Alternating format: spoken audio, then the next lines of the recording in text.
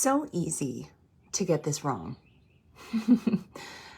Gosh, when was it? It must have been right around 2006. We lived in San Diego, and I had this shiny new science curriculum that I was really excited about.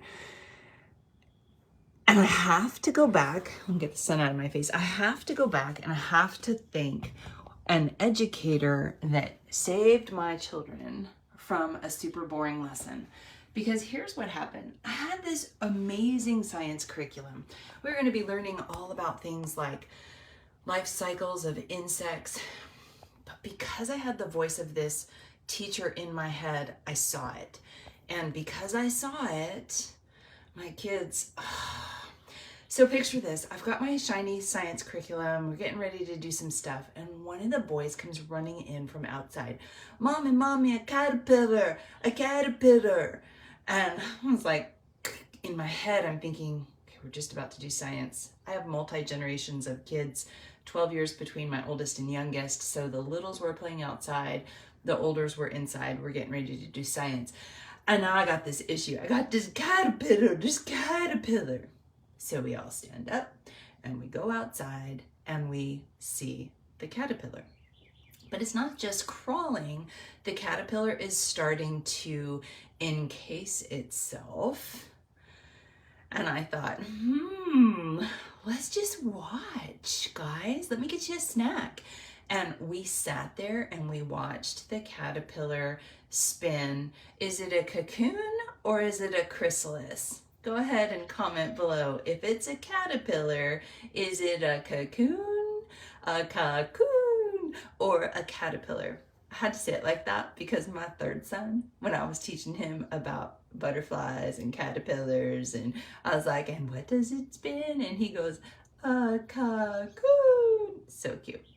So there we are. We watched this caterpillar spin and encapsulate itself, while the kids and I enjoy some kind of snack outside. And in the back of my head, I push aside that nagging voice that's telling me, but you got to get the science curriculum done. You've got to do the lesson, Becky. I'm like, no, Becky, your kids need to enjoy this moment. So here's why I need to thank this educator. When I stepped into homeschooling, before I had ever taught a lesson, I sat in a workshop with an educator of educators, and this man transformed my teaching forever. He had a few things that he taught us, but one of the core things that I walked away from that workshop is that your kids need to experience before they're educated. Experience first, education second. So I'm sitting there and the kids and I are watching this caterpillar spin and encapsulate itself. And I am like, Becky, push aside. The science curriculum doesn't matter. Right now, this is a magic moment. So the boys and I watched. And then I hid the science curriculum. The next day, we went out and we looked for the caterpillar again to see, was it done? Had it changed anything? And sure enough, it was all encapsulated. And the boys were mesmerized watching this thing going, okay, wow. And then we decided, why don't we make sure that we're paying attention? Because we don't know what's going to come out. We don't know what this caterpillar is going to turn into. Is it a moth? Is it a butterfly? We don't know. So we spent the next, I don't remember, 7-10 days where we would go outside and we would look. Is it there? Is it still there? Did it come out yet? No, guys, it's still there. And we drew what it looked like and we charted how many days it was. And one day, a few days later, whatever it was, 7 or 12 days, can't remember how long it was, the thing started to jiggle. And the boys were like, Mom, it's gonna come out. And we sat there and we watched this butterfly break through the cocoon. Or is it a chrysalis? You tell me, comment below. Is it a cocoon or a chrysalis? So it pops out and it sits there And it starts, we sat there for as long as it took. And it starts, you see the blood start coming to the wings, and you see the wings open up, and we had no idea what kind of butterfly this was going to be. Like, what is it going to be? What color do you think it's going to be? The kids were on the edge of their seats. Eventually, I can still see it. You have to look up a blue morph butterfly, because that's what came out that day. And the boys were over the moon because they had watched this caterpillar spin itself into its transformation chamber. Is it a cocoon or a chrysalis? Transformation chamber. And then it waited. We waited. As it got close to that butterfly coming out, you could see the capsule change. You could see the colors deepen. You could start to see the patterns on the wings, and the boys were getting so excited. And when that butterfly came out, we were mesmerized. We were hooked. It was such an amazing, delighting experience, and it captivated all 5 of the boys, from the toddler that's like, Mommy, a caterpillar, all the way up to the older son. And then, guess what we were able to do? The next week, I went back to that science curriculum that I had hid for 10 days or however long it was. And then we looked at things like life cycles of insects. And do you know what I had? A complete and total captivated audience, because we had enjoyed this experience together. We watched the caterpillar spin its magic. We waited patiently day after day after day to see what was going to come out. And then when it did come out, we took the time to go, wow, I've never seen this butterfly before. And then we went and we identified it, a blue morph butterfly. So now when we're looking at the textbook and the coloring sheets, the boys had something to hold on to. And I wish that I could speak this lesson over more people. You know, inside our Homeschooling Olympians coaching program, we talk about this stuff all the time. You need to captivate your kids' attention and ignite their curiosity before you throw academics at things.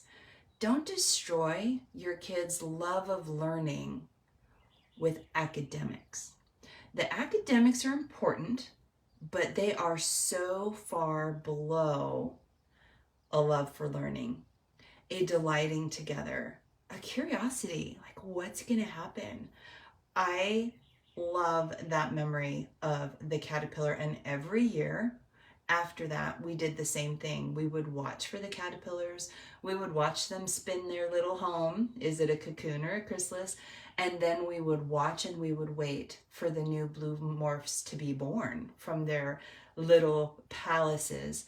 And the boys have, to this day, such an appreciation for the small things in life, because you got to remember this. It's the little teeny tiny things that are the big things. It's sitting, I remember one time visiting my mom and dad. My dad had this treasure from his childhood. He didn't have much, but one of the things that he gleaned, and I have no idea where it came from, it was a fur rug that was a leopard surrounded by deer skin and rabbit skin. So I was visiting my mom and dad with our oldest son, and they had pulled out this rug, and my son and my brother's daughter, they were kind of crawling around and just like exploring this rug. And my dad, who was always the king of, hey, Becky, there's a lesson here. He always had a story. He's like, Becky, quality time is a myth. Quality time is only found inside quantity time. You got to spend a lot of time with your kids to captivate their hearts, and you will get amazing quality moments, like that moment where the kids were crawling around and exploring the different textures of the different animals. He's like, those moments are hidden inside a lot of time. So when my boys and I were observing this caterpillar's journey to transform into a butterfly, it was quantity time, that out of it came this quality of admiring nature, delighting in things that we don't understand yet. What's going to happen? Being a part of it together. It was a huge learning moment for the boys together and for me. And it slowed us down so that we could actually appreciate what we were seeing. Don't get so hung up on curriculum and what you're going to teach that you don't allow yourself to push the curriculum aside. I pushed that science curriculum aside for 2 weeks while we watched the butterfly. Some people would say, oh, just do that on top. You should have done the science curriculum and observed the butterfly. No. I can tell you with my gray hair that because I pushed the curriculum aside, the boys were able to exhale and to enjoy the moment together. Even though I had at the time probably a 12-year-old all the way down to a 2-year-old at the time. I had 10, 12. They were in that varied age ranges. We were able to enjoy something together as a group, and the boys fed off each other's excitement. And then when I did eventually pull the curriculum out, I had them. It was like I had put the tastiest lure possible on the hook, and I had hooked all 4 of them at the time, all 4 of them at the same time with the same bait. And now they still, now that they're older, they're 18 and older now. So 18 all the way up to 30. They're still curious. They still love delighting in things together. They still love learning together. And academics didn't get in the way. I want you to know that today, when your little guy comes in and says your version in your world of caterpillar, caterpillar, mama, mama, caterpillar, it's not a disruption to your school day. It is your moment to lean into that curiosity. Take everybody with you. Go outside. See the caterpillar. It could be a praying mantis. It could be a rock. It could be a rainbow. It could be a strange grouping of clouds that you've never seen before. Take your kids outside and just pause.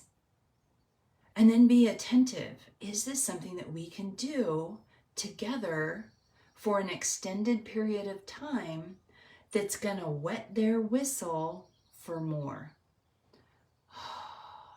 Don't destroy your kids' curiosity and love of learning with curriculum, with your lesson planner, with your to-do list.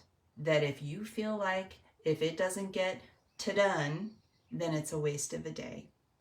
Some people would look at my life in that season where we spent the 2 weeks looking at the butterfly, waiting patiently for the butterfly. And they would think, wow, Becky, there was a lot of learning that did not happen in that moment. You did not have your kids sit still and hold pencils and push through worksheets and quizzes and reading comprehensions and documentaries. No, I didn't.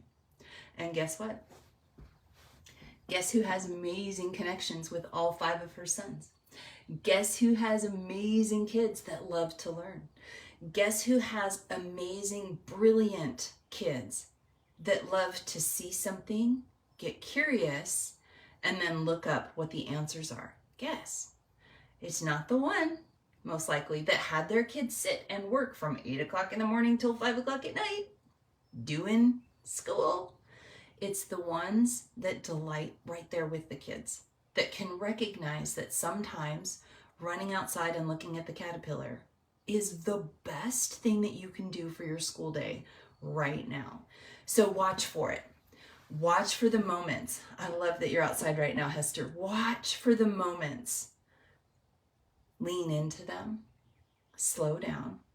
Recognize that it's never about today's lesson. It's never about today's lesson. It's about today's connection. How can you connect with your kids? How can you inspire them? How can you be excited and curious right along with them? This homeschool journey thing is amazing, but it's so easy to focus on the wrong things. So instead, focus on your kids, focus on connection. Listen for things like, mama, mama, mama, there's a caterpillar, and then go see it. Pay attention. The school paperwork is like the lowest form of learning that your kids can do. It really is. It's not that important. It adds up over time, but it's not that important. You can get to that stuff later. Instead, capture their hearts, capture that curiosity, lean in with them, be excited with them, and have fun. This homeschooling thing, it's amazing. It's amazing. So listen for your version of the caterpillar, and I'll see you next time.